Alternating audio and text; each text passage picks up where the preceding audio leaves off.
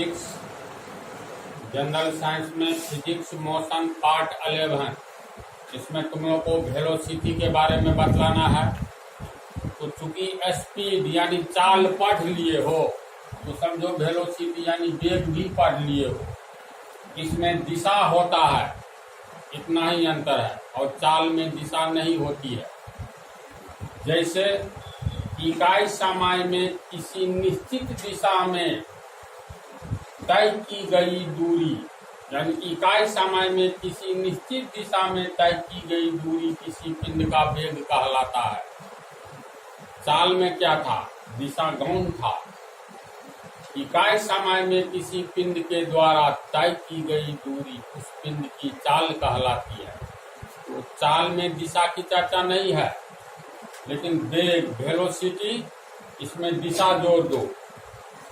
इकाई समय में किसी निश्चित दिशा में तय की गई दूरी, सिर्फ निश्चित दिशा जुड़ गया, किसी पिंड का वेग कहलाता है ना। दिशा का अंतर है ना सिर्फ, तो इस पर भाषा को समझाना।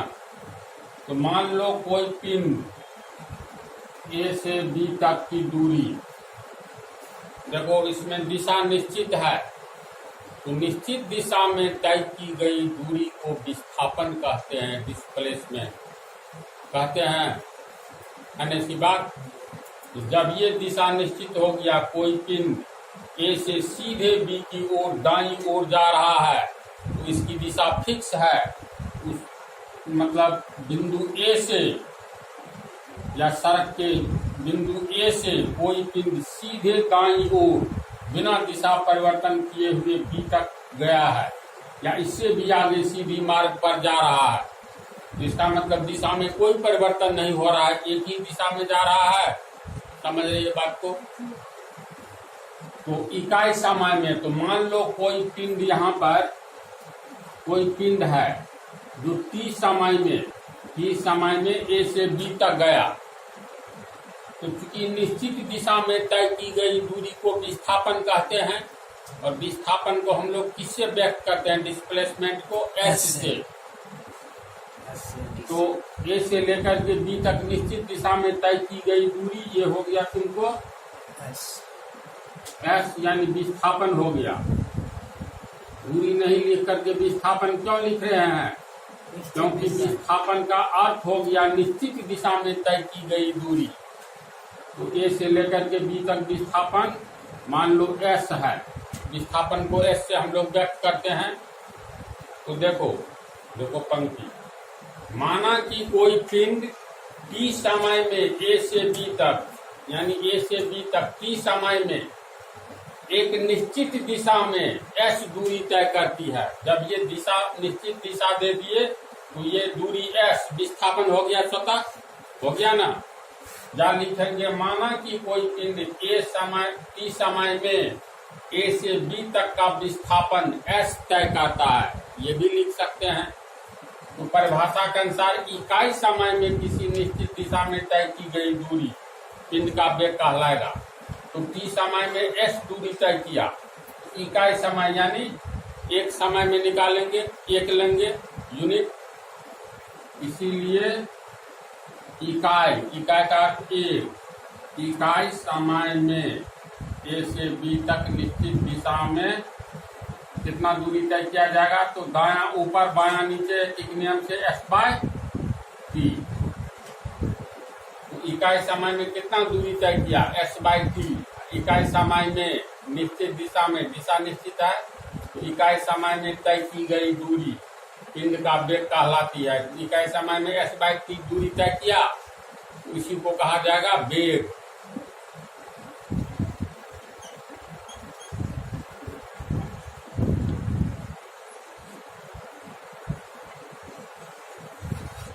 बराबर एस हो गया विस्थापन,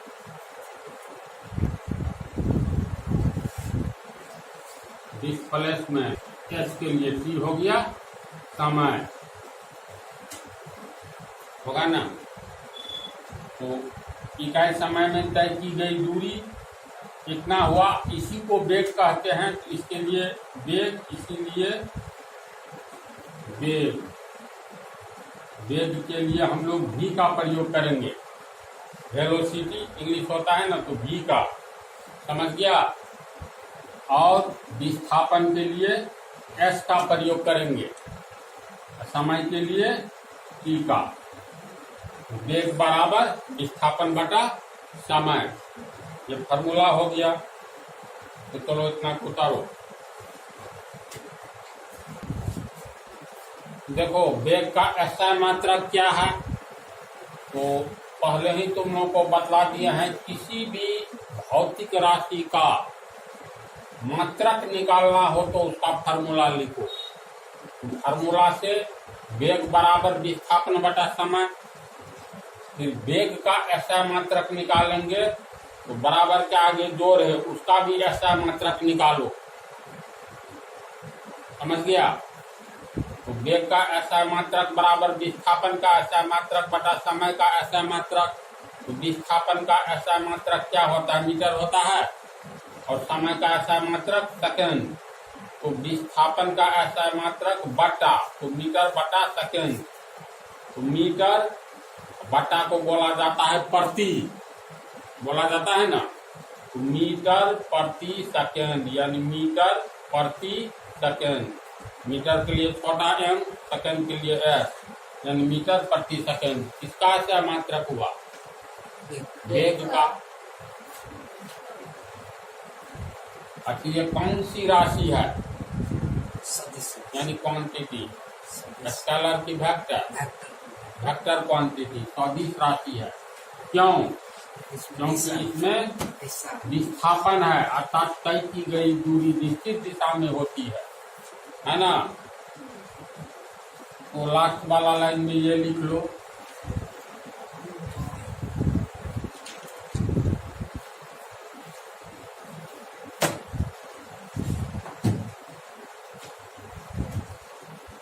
ये उतार लो।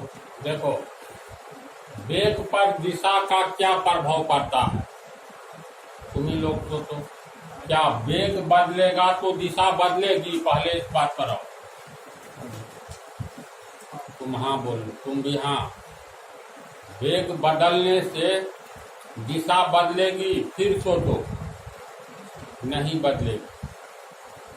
जैसे मान लो AB एक सरल रेखीय मार्ग है, तो A से लेकर के बिंदु C तक किसी पिंड का वेग है 40 किलोमीटर प्रति घंटा। किलोमीटर प्रति घंटा में ही वेग और चाल का ज्यादा प्रॉब्लम बनाओगे। इसी यूनिट का व्यवहारिक यूनिट का प्रयोग होता है। ऐसा पद्धति में मीटर सेकंड, मीटर प्रति सेकंड, लेकिन व्यवहारिक रूप से किलोमीटर प्रति घंटा वेग के लिए भी चाल की तरह प्रयोग किया जाता है। मान लो किसी पिंड का वेग, मान लो न मोटरसाइकिल तुम ही लोग चला रहे हो, तो A से C तक एक समान चाल में चला, एक निश्चित दिशा में, यानी A से C तक तुम्हारा वेग 40 किलोमीटर प्रति घंटा है। फिर उसी मार्ग पर सीधे D तक गया, तो C से D तक तुम 60 किलोमीटर प्रति घंटा की रफ्तार से मोटरसाइकिल चलाया। फिर D से B तक गया तो अचानक आ गया तो 50 किलोमीटर प्रति घंटा की रफ्तार से चलाया इस दूरी को। तो बोलो तो वेग तो बदल रहा है ना जी। एक निश्चित दूरी तय करने के बाद वेग देखो बढ़ा, यहाँ पर आकर के A से C बिंदु तक इसका एक समान वेग था, यानी नहीं बदला। लेकिन C से D तक गया तो मोटरसाइकिल का ये स्पीडोमीटर जो होता है आगे में कांटा, ये शो कर रहा था 60 के रफ्तार से यहाँ से चलना शुरू किया, यहाँ तक प्रति घंटा। तो वेग बदला, लेकिन दिशा कहाँ बदली, एक सीधी मार्ग पर जा रही है। तो अब होता क्या है, दिशा के बदलने से वेग बदल जाता है। अब जैसे दूसरा उदाहरण,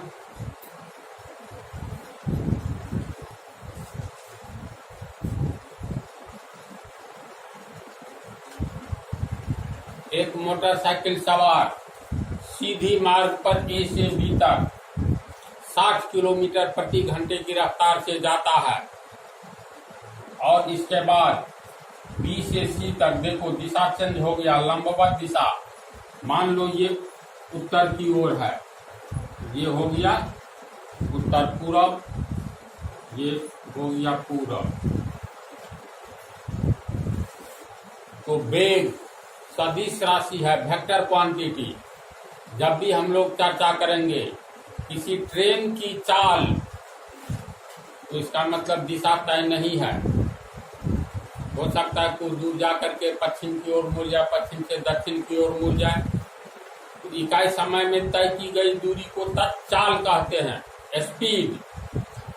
लेकिन इसमें वेग में इकाई समय में किसी निश्चित दिशा में तय की गई दूरी को उस पिंड का वेग कहते हैं। तो यहाँ पर ए से बी तक उत्तर की ओर उसका वेग रहा। वेग में डायरेक्शन बोला जाता है 60 किलोमीटर प्रति घंटा पूरब की ओर।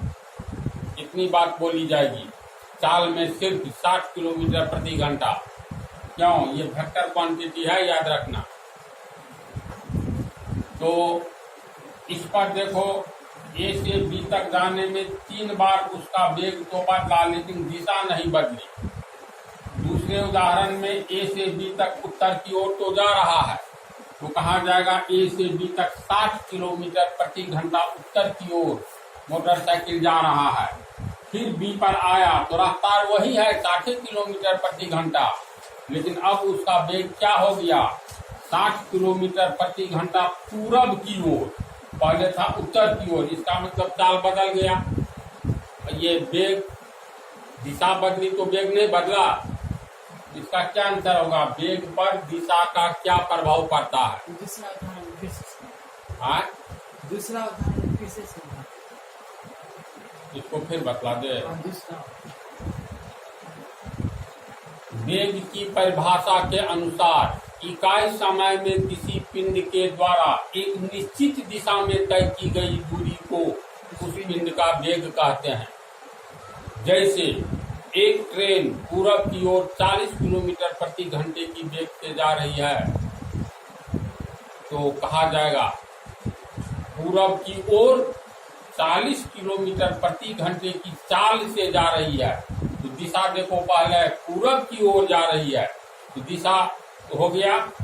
तब निश्चित दिशा में कितनी दूरी तय करती है? तो पूरब की ओर मान लो 1 घंटा में 40 किलोमीटर जाती है, तो ट्रेन का वेग 40 किलोमीटर प्रति घंटा पूरब की ओर। इतनी बात लिखेंगे, यानी वेग में दिशा का देना जरूरी है। मान लो ए से बी तक जाने में किसी पिंड का वेग ए से सी तक की दूरी तय किया, इस रफ्तार से। दूरी कितना है इसको छोड़ो, 40 किलोमीटर प्रति घंटा की रफ्तार से। मान लो यहाँ तक 80 किलोमीटर आया, तो 2 घंटा लगा। फिर इसी डायरेक्शन में जा रहा है सी से डी तक, उसका सी पर आया तो एक्सेलरेटर को इतना फास्ट कर दिया जो कांटा शो करने लगा। मोटरसाइकिल के आगे में रहता है ना स्पीडोमीटर, 60 पर। इसका मतलब सी से डी तक वो 60 से कांटा कम नहीं किया, तो यहाँ पर उसका वेग कितना रहा? 60 किलोमीटर प्रति घंटा दाईं ओर, कोई दिशा मान लो पूरब की ओर। फिर डी बिंदु से बी बिंदु तक जाने में कांटा शो कर रहा है 50, यहाँ पर इसका रफ्तार हो गया 50 किलोमीटर घंटा शो कर रहा है। तो इसका मतलब 50 किलोमीटर प्रति घंटे के वेग से ये पूरब की ओर बी तक गया। तो ए से बी तक पूरब की ओर चाल, ये वेग तो बदल गया, सी बिंदु पर बदला और डी बिंदु पर बदला, लेकिन दिशा नहीं बदली। नहीं न बदली। तो क्वेश्चन में है वेग पर दिशा का क्या प्रभाव पड़ता है। फिर दूसरा उदाहरण देखो, मान लो एक मोटरसाइकिल वाला ए से चलना शुरू करता है। ये नॉर्थ, यहाँ चिन्ह लगा दिए दाईं ओर, ये हो गया ईस्ट, इधर हो गया वेस्ट, इधर हो गया साउथ। अब फिगर पर समझो, एक मोटरसाइकिल सवार बिंदु ए से, ये सड़क मार्ग है जो एक दूसरे को एक चौराहा पर 90 डिग्री पर काट रहा है, समझा। अब एक मोटरसाइकिल सवार ए बिंदु से चलना चालू करता है, वो तक आता है 40 किलोमीटर प्रति घंटा की रफ्तार से। तो उसका वेग कितना हो जाएगा? 40 किलोमीटर प्रति घंटा उत्तर की ओर। ये नॉर्थ है, उत्तर की ओर यहाँ लिख दिया है। पुनः ये ए बिंदु पर आकर के 40 किलोमीटर प्रति घंटा के रफ्तार से ही यहाँ सीधे पश्चिम की ओर मुड़ गया। तो देखो दिशा बदला, तो अब इसका वेग क्या कहलाएगा? 40 किलोमीटर प्रति घंटा पश्चिम की ओर। पहले क्या कहलाया? 40 किलोमीटर प्रति घंटा उत्तर की ओर। तो उसका चाल तो वही है, मतलब स्पीड वही है 40 किलोमीटर कितना में? 1 घंटा में। लेकिन ये उत्तर की ओर है, यहाँ हो गया मुड़ गया तो पश्चिम की ओर, तो दिशा तो चेंज हुआ। जब ये दिशा चेंज होगा तो इसका मतलब वेग बदल गया, यानी दिशा का प्रभाव वेग पर पड़ता है। अलग अलग दिशा में अलग अलग वेग से कोई भी पिंड गतिशील होती है। इसका अर्थ ये हुआ, होती है अलग अलग दिशा में कोई भी पिंड गतिशील जब होती है तो जब दिशा बदलता है तो उसका वेग भी बदल जाता है, क्योंकि वेग में दिशा देना जरूरी है। समझ गया? दिशा बदलेगा तो वेग बदल जाएगा, यही ना?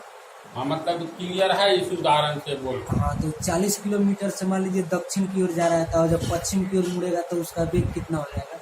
उसका वेग होगा 40 किलोमीटर प्रति घंटा पश्चिम की ओर। डायरेक्शन देना जरूरी। जब डायरेक्शन बदला, जब तुम मान लो धर्म बदल लिया, तब तो सब कुछ न बदल गया। वेग कहाँ बदला? वो तो नॉर्थ की ओर 40 किलोमीटर से जा रहा है, तो वेस्ट की ओर भी 40 किलोमीटर की ओर जा रहा है, सिर्फ दिशा बदल गया उसका। तो दिशा बदल गया तो वेग में दिशा होता है। ये जैसे देखो, ये पढ़ते हो, एक ट्रेन की चाल 60 किलोमीटर प्रति घंटा है। ये पता नहीं है पूरब की ओर है कि पश्चिम की ओर की उत्तर की ओर की दक्षिण की ओर है, पता नहीं है। अगर ये कहा जाए एक ट्रेन का वेग 60 किलोमीटर प्रति घंटा है, तो इसका अर्थ है एक ही दिशा में वह ट्रेन जा रही है, या दिशा दे देगा, लेकिन तुम लोग को दिशा देना दिया जाता है। ताला वेग में दिशा का अंतर हो गया। जैसे लंदन से मान लो कोई एरोप्लेन उड़ा, तो कहेगा उसकी चाल है 5000 किलोमीटर प्रति घंटा। ये ज्ञात नहीं है वह किस दिशा में जा रहा है, लेकिन जब ये कहेगा उसका वेग 5000 किलोमीटर प्रति घंटा पूरब की ओर है, क्लियर हो गया। लंदन से मैप में देखो पूरब कौन सा कंट्री पड़ता है, उसी सब में कहीं लैंड करेगा। यहाँ दिशा बदल गया तो वेग भी बदल गया, लेकिन चाल नहीं बदला। कहेंगे मोटरसाइकिल वाला की चाल 40 किलोमीटर प्रति घंटा है, तो अब किधर किधर घूमेगा उससे नहीं मतलब है। 1 घंटा में वो 40 किलोमीटर की दूरी तय करेगा, चाहे वक्राकार मार्ग से तय करे या सीधा मार्ग से तय करे। तो चाल में दिशा नहीं होती है, वेग में दिशा होती है। देखो दोनों का डिफरेंस भी हम अगले पार्ट में बतलाएंगे। इस क्वेश्चन को समझा तो आंसर लिखा जाए। कोई कंफ्यूजन है तो बोलो, नहीं ना तो लिखो आंसर।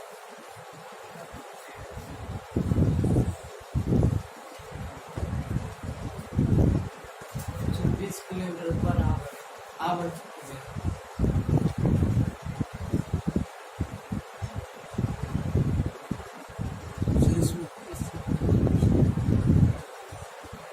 वही जो समझाए हैं वही बात लिखे हैं, पढ़ोगे समझो। इसी की व्याख्या लिख दिए हैं। ये से बी तक वेग बी इसी बिंदु पर बदलता है, लेकिन दिशा नहीं बदलती। इसको उतारो।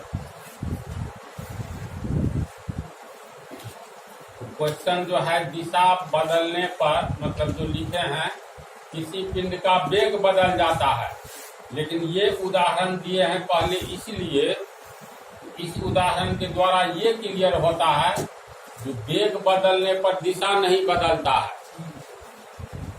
समझा, लेकिन दिशा बदलने पर वेग बदलता है। ये उदाहरण इसका नहीं है, जस्ट समझाने के लिए समझा दिए हैं।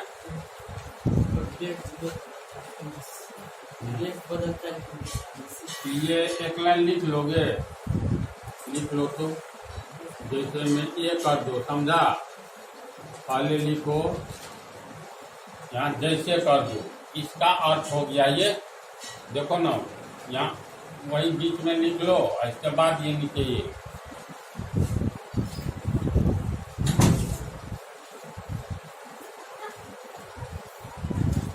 इसको उतारो पहले, है ना। अब अगले पार्ट में तुम लोग को बतलाएंगे वेग कितने प्रकार के होते हैं, है ना।